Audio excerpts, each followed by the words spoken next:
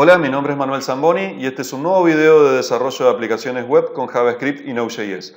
Con este vamos a iniciar una segunda sección de videos en la cual nos vamos a concentrar ya sí en aspectos del desarrollo de aplicaciones en Node en sí mismo y en particular en aquellas problemáticas asociadas al desarrollo de aplicaciones web, de un servidor web.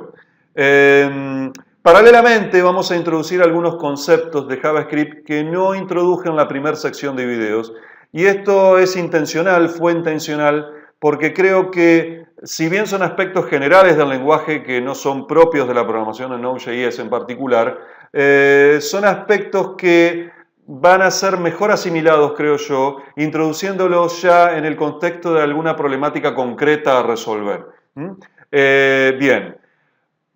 En estas pocas líneas de código que tengo en este archivo de ejemplo aquí, estoy definiendo un servidor web. Es un hola mundo de los servidores web, pero servidor web al fin.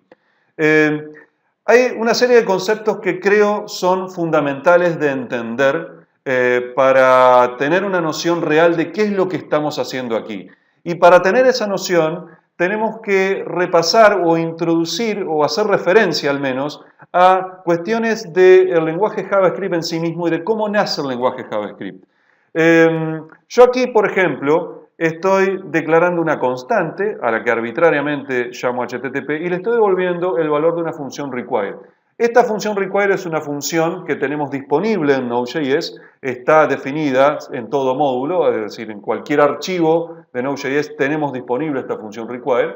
¿Y a qué se refiere? ¿Qué hace esta función require? Bueno, esta función require básicamente nos está devolviendo aquel objeto, función, constante, variable, que define o que exporta el módulo HTTP. ¿Qué dije con todo esto? Para entenderlo bien, hagamos una referencia a cómo nace JavaScript como lenguaje. JavaScript nace en el contexto del browser. Y en ese contexto, en el que JavaScript daba la capacidad de dar dinamismo a las páginas web, no se consideró necesario definir el concepto de módulo que muchos otros lenguajes definen desde el momento cero de su creación. En JavaScript eso no se consideró necesario. La forma que había de modularizar o de dividir el código de nuestra aplicación era simplemente dividirla en distintos archivos con algún criterio lógico que el programador considerara, digamos, lógico, valga la redundancia. Y lo que se hacía era en la página web donde se iba a usar ese código, se agregaban etiquetas, digamos, tags HTML script que hacían referencia a uno de esos archivos. Podía tener distintas etiquetas script, ponía mis etiquetas script una abajo típicamente de la otra, podía intercalarlas con etiquetas script que contuvieran de forma embebida el código JavaScript. Y básicamente lo que sucedía es que si la etiqueta script contenía código, ese código se ejecutaba, y si la etiqueta script hacía referencia a algún archivo, el archivo se traía, era una URL, la referencia del archivo, se consultaba, el código fuente, el contenido del archivo se colocaba ahí dentro y se ejecutaba. Es decir, había una secuencia de ejecución lineal de cada uno de los archivos que yo referenciaba en mi código fuente. Entonces, las librerías, como por ejemplo jQuery, entre muchas otras, si querían exponer sus funcionalidades para que se usara desde otros archivos o desde otro lugar, lo que hacían eran típicamente en el espacio de nombres global definir variables, funciones, lo que fuera que quisieran exportar, entre comillas, para que desde más abajo, digamos en mi código fuente, yo tuviera acceso a esas funciones u objetos y pudiera usar las características de esa librería. Esta era la forma de modularizar aplicaciones. Claramente fuera del contexto del browser esto no alcanzaba, esto de hecho ni siquiera era posible. No tengo fuera del contexto del browser una página web con un tag script, un tag HTML. Entonces, ¿qué sucede? Para resolver el problema había que definir algo que el lenguaje no tenía en sus especificaciones, no incorporaba en sus especificaciones. Es así que nace la especificación CommonJS. CommonJS. Esta especificación CommonJS básicamente es una estandarización, una especificación precisamente, que define de qué manera un módulo, digamos archivo, puede indicar cuál es la funcionalidad, objetos o lo que fuere que exporta y de qué manera ese u otros archivos puede importar funcionalidad exportada por otros módulos. Básicamente es eso. No nos vamos a detener demasiado en los detalles más finos de la especificación, sino que vamos a ir usándola en los distintos ejemplos. La especificación es la que define esta función require. Ya vamos a ver en ejemplos posteriores cómo también se define una mecánica para exportar funcionalidad. Yo aquí estoy importando funcionalidad de un módulo que se llama HTTP y que viene, en este caso, incorporado con Node.js, es parte del núcleo de Node.js, es parte del core de Node.js. Hay otros módulos que podemos instalar que no son parte de Node.js, no son parte integrante del mismo framework, y también podríamos hacer referencia a módulos que definiéramos nosotros aquí en nuestra misma estructura de directorios de nuestra aplicación. Aquí cabe aclarar que en ECMAScript 2015 surge, allí sí, dentro de la especificación, una mecánica para importar y exportar funcionalidad. Es decir, ya ahora, a partir de ECMAScript 2015, el lenguaje en sí mismo define en su especificación una sintaxis para exportar funcionalidad, es decir, para que un módulo indique qué cosas va a exponer para que otros módulos puedan importar, y también define lógicamente de qué forma un módulo importa la funcionalidad, objetos, lo que fuere que otro módulo X exporte. Eso está incluido en ECMAScript 2015. Sucede que esta especificación es posterior al nacimiento de Node.js. Node.js al día de hoy, yo tengo aquí al día de hoy, la última versión es la 8.1.4, no tiene todavía implementado esa especificación, es decir, todavía no entiende esta forma que JavaScript tiene. Básicamente JavaScript, no voy a entrar en detalles, utiliza la palabra clave import y export para definir qué importar y qué exportar respectivamente. Si uno quisiera usar esta sintaxis propuesta ya especificada en ECMAScript 2015 en adelante, con Node.js no podría usarla. Entonces lo que uno podría hacer es utilizar una herramienta para traducir esta sintaxis definida por ECMAScript a la sintaxis definida por CommonJS. Una de las herramientas disponibles para hacer eso es Babel. Babel permite, entre otras cosas, que nosotros escribamos código JavaScript que utilice características de ECMAScript 2015 o posterior y traducir esas características a especificaciones, a código fuente que respete las especificaciones de versiones anteriores de JavaScript, y en particular en este caso también que respete las especificaciones de exportación o importación de módulos que en este caso define CommonJS. Yo, para no introducir la problemática de instalar todavía esa herramienta, al menos aún, de instalar una herramienta externa y hacer ese proceso de traducción, es que me voy a abstener a utilizar CommonJS de manera directa. Bien, pero sepan que la posibilidad está. Entonces, como les decía, yo aquí estoy importando aquello que este módulo HTTP, que viene incluido con Node.js, exporta.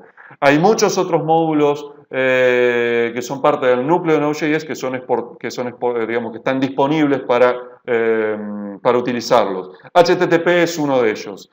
La función require devuelve aquello que haya exportado. En este caso va a ser un objeto HTTP, que lo guardo aquí, mejor dicho, en la constante HTTP, y ese objeto, me adelanto aquí un poco, tiene una función createServer. Esta función createServer básicamente crea un objeto que tiene una serie de funcionalidades que nos permiten definir un servidor web, un servidor que atienda requerimientos HTTP. Y veamos cómo lo hace. Este createServer recibe como parámetro una función. Yo aquí lo puse de manera explícita, definí la función así, pero típicamente se podría usar una arrow function o una función anónima, es lo mismo. Fui intencionalmente verborrágico, digamos, en la definición. Esta función es lo que llamo un listener. Es una función a la cual este servidor que estoy creando aquí va a invocar cada vez que llegue un requerimiento a un puerto que vamos a escuchar y ya vamos a ver más adelante. Es decir, es la función con la cual vamos a escuchar requerimientos web. Ya voy a explicar la función en sí misma. Vamos, por supuesto, a ir elaborando este ejemplo en videos posteriores y vamos a ir explicando cada uno de estos conceptos de manera ya más detallada. En esta o sea, create server, me crea este servidor. Server, a su vez, tiene un método listen que tiene distintas opciones de parámetros posibles que les puedo pasar. Aquí estoy usando solamente una de esas opciones, quizá la más típica de todas, en la cual estoy indicando en qué puerto quiero que el servidor comience a escuchar. Aquí le estoy indicando arbitrariamente el 3000, no le indico el puerto 80 porque yo en esta PC el puerto 80 lo estoy usando ya en otro servidor web. Y aquí básicamente es una función, fíjense, aquí lo puse en forma de arrow function, de callback a la que se va a invocar cuando efectivamente se haya comenzado a escuchar. Esto es una invocación asíncrona, esto es muy típico en Node.js como patrón de ejecución de funcionalidad asíncrona, es decir, yo estoy pidiendo que se comience a escuchar el puerto 3000 y cuando esa tarea fue completada, es decir, se comenzó a escuchar el puerto 3000, se llama esta función de callback indicándome que efectivamente se hizo. Yo aquí no hago más que escribir un mensaje en la consola, pero podría hacer cualquier otra cosa que fuera necesaria hacer después que inició el servidor. Ya vamos a ver que vamos a hablar de esta mecánica del asincronismo posteriormente en más detalle, en Node.js al menos. Bien, y entonces, aquí cuando llega un requerimiento web, yo ya aquí comencé a escuchar, se va a ejecutar esta función. Esta función recibe dos parámetros. Un parámetro, yo le puse rec de requerimiento, de request, res de response. En este recibe dos parámetros que son dos objetos. En este objeto tengo acceso a distintas partes del requerimiento. Puedo acceder a los headers del requerimiento, puedo acceder al cuerpo del requerimiento, vamos a ver esto en el siguiente video en más detalle.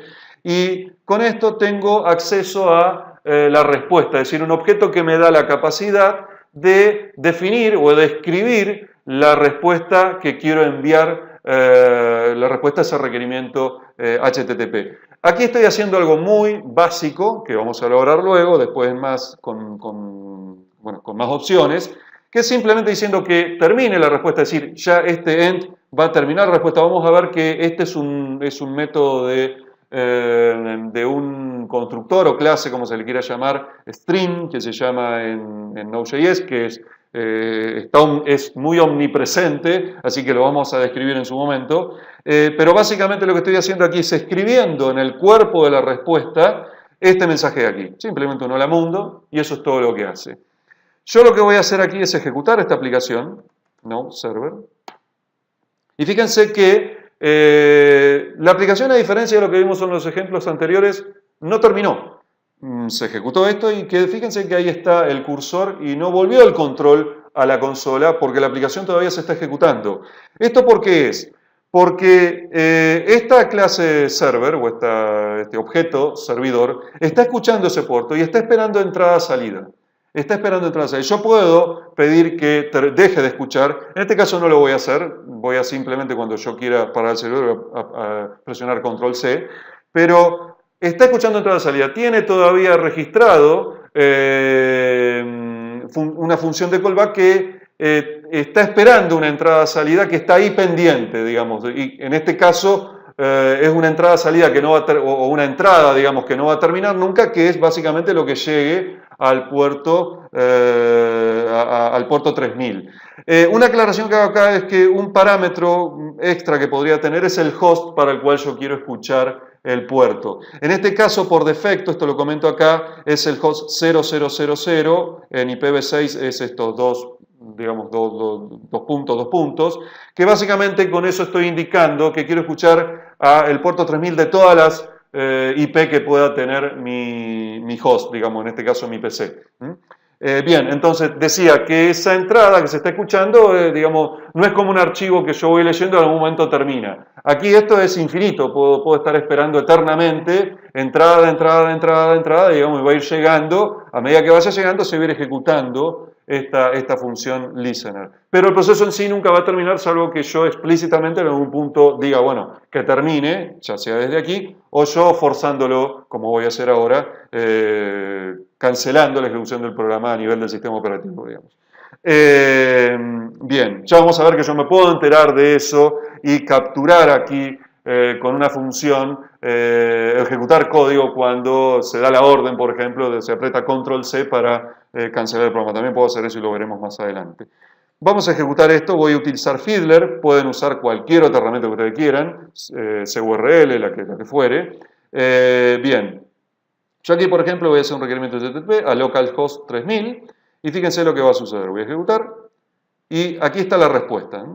Aquí estoy viendo, voy a poner en crudo, aquí ya está en crudo la respuesta. Este es el requerimiento en crudo que se envió y aquí está la respuesta. Estos headers lo agregó el mismo Node.js, no necesité agregarlo yo a estos encabezados. Y lo que sí yo especifiqué con este código es el cuerpo de la respuesta que aquí escribí simplemente hola mundo. Bien, vamos a llegar hasta acá con este primer ejemplo y lo vamos a ir elaborando en los siguientes videos. Hasta el próximo video.